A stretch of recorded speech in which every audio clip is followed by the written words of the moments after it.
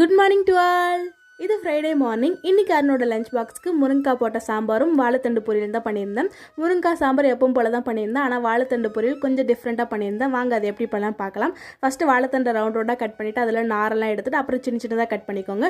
இப்போ ஒரு கடாயில் கொஞ்சமாக ஆயில், அப்புறம் கடுகு, கடலைப்பருப்பு, கொஞ்சமாக பெருங்காயம், கருவேப்பிலை, வெங்காயம்லாம் சேர்த்து வணங்கினதுக்கப்புறம் நம்ம கட் பண்ணி வச்சுருந்த வாழைத்தண்டி உள்ளே சேர்த்துட்டு அது கூட உப்பு, மஞ்சத்தூள் சேர்த்து நல்லா எண்ணெயிலே ஒரு நிமிஷம் வதங்கி விட்டுடலாம்.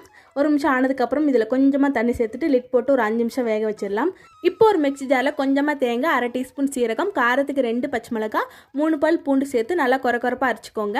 தண்ணி எதுவும் சேர்க்காமல் அரைச்சிக்கோங்க. இந்த அளவுக்கு அரைஞ்சதும் இப்போ வாழைத்தண்டில் இதை மிக்ஸ் பண்ணி விட்டுடலாம். மிக்ஸ் பண்ணிவிட்டு ஹை ஃப்ளேமில் ஒரு நிமிஷத்துக்கு நல்லா ஃப்ரை பண்ணி விட்டுருங்க. அவ்வளோதான், சூப்பரான டேஸ்ட்டில், டிஃப்ரெண்ட்டான டேஸ்ட்டில் வாழைத்தண்டு பொரியல் ரெடி. டேஸ்ட் சூப்பராக இருக்கும். அதுக்கப்புறம் அருணுக்கு லஞ்ச் எல்லாம் பேக் பண்ணியாச்சு. மார்னிங் பிரேக்ஃபாஸ்ட்டு அருண் தோசை சாப்பிட்டு ஆஃபீஸ் கிளம்பிட்டாங்க. அவ்வளோதான் கைஸ், நெக்ஸ்ட் வீடியோவில் பார்க்கலாம். பாய்.